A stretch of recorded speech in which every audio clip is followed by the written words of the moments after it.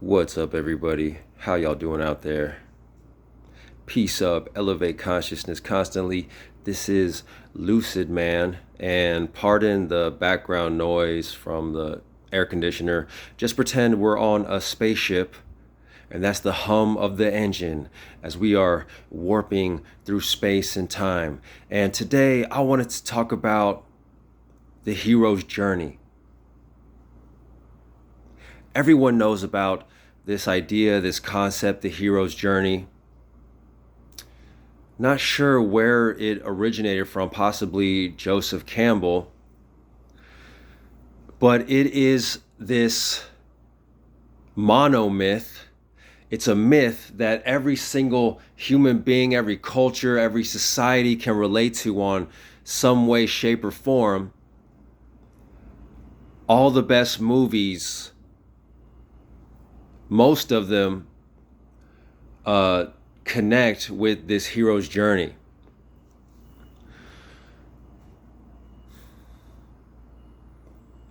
Now, what is the main point of the hero's journey?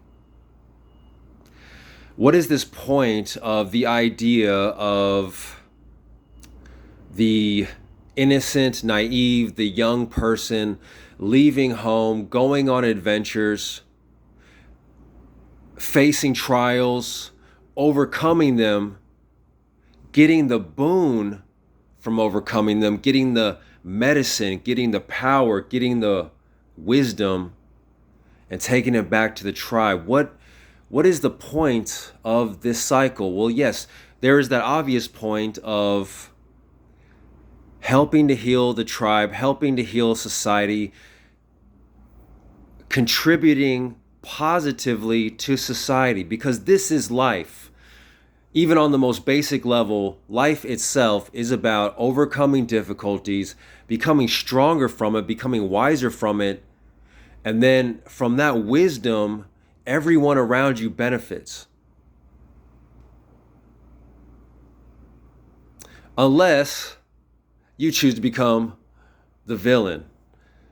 So that might be interesting. I just thought of that just now. So if that's the hero's journey, how would it compare to the villain's journey? Essentially, it would be the same journey, just gone negatively, where you face difficulties that you didn't need to face, that you really don't want to face, and you overcome them, and you just become more and more powerful and, evil. The villain's journey. I gotta make another video about that one. But what is the ultimate point of this hero's journey more than anything?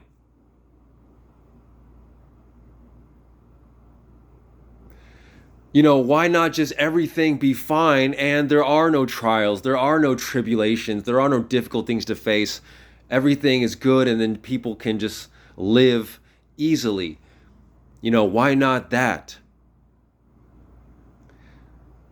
Because there is value in the struggle. The struggle helps give life meaning in the same way that it gives a movie meaning. When you watch a movie, it would be pointless to watch 2 hours of just a kind of, perfect society where there are never any problems. That would not make a great movie. And that's like in The Matrix, where they talk about how, the machines or whatever, they created a reality for the humans that was a perfect utopia, and then it ended in everybody committing suicide. Why? Because struggle gives life meaning. The darkness of life, the pain of life, helps make it beautiful. Pain is meant to be enjoyed. It is this perfect balance of light and dark that gives life meaning, that makes life interesting, that makes life worthwhile, that makes life beautiful. So if you look at it that way, reality, life is perfect. It is imperfectly perfect. On the surface, looking chaotic chaotic and imperfect, but underneath realizing that there's a deeper divine plan. Oh, I just had something by the window. The window just blew it down. It's a windy day. So life is perfectly imperfect, which helps take away, when you realize this, it helps take away some of the pain of life. Because you realize, yes, it does serve a deeper purpose, a deeper meaning, but that meaning is a challenge should you choose to accept it, should you choose the red pill, the deeper truth. And to accept that, to not run away from it, to not deny it, is to enter the video game of reality, the video game of life. You know, it's pushing start on the big supernatural, spiritual, in the physical adventure.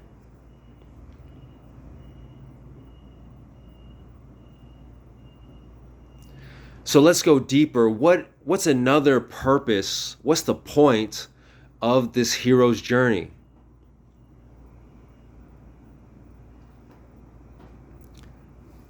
You know, because part of the point is that you don't know what's going to happen next. You don't know if you can overcome these trials.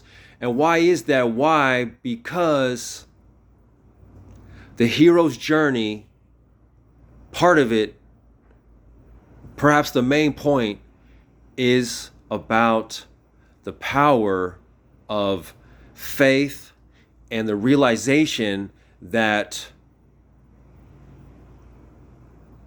there is something deeper that's running through everything that is part of this higher divine plan, and that's called spirit. Sounds a lot like the Force from Star Wars. Well, to come up with this idea of the Force, actually, George Lucas, what he did, he said in an interview, is he read all these different religions and he tried to find something that they all agreed upon, and it was this idea of a force. What is force? Force is a power, right? So it is the force, it is the greatest power in the universe, which is spirit. So, you know, this is not just a material journey. It is a material journey, as in, you know, you're facing things in the 3D material realm in real time and you're overcoming them. But it is a spiritual journey in that you must, you know, kind of look deeper and think, what is the right thing to do? What is the best thing to do? And if you choose wrongly, then you're getting away from the spiritual journey, the spiritual path, this hero's journey, this journey of strength and wisdom. And you need the faith to keep going when things look darkest, and things will get their darkest. Why? Because that's what makes a great movie. That brings the drama, the feeling, the passion. And that's the blessing of life, is that it's not easy, because that would be so boring and pointless, right? So these difficult things are there to bring out our inner strength. You will never become strong unless you go on this journey. Luke will just always be an ignorant, naive farm boy unless he leaves the farm and faces the big, wide world, of which there are monsters, there are dangers. And he learns this from the first moment that he steps into the bar. It's that, wow, you know, not everyone is nice like my friends and family and my neighbors. It's, you know, there's this whole other reality out here, and he's actually fighting to preserve, you know, that peaceful goodness that he was raised with.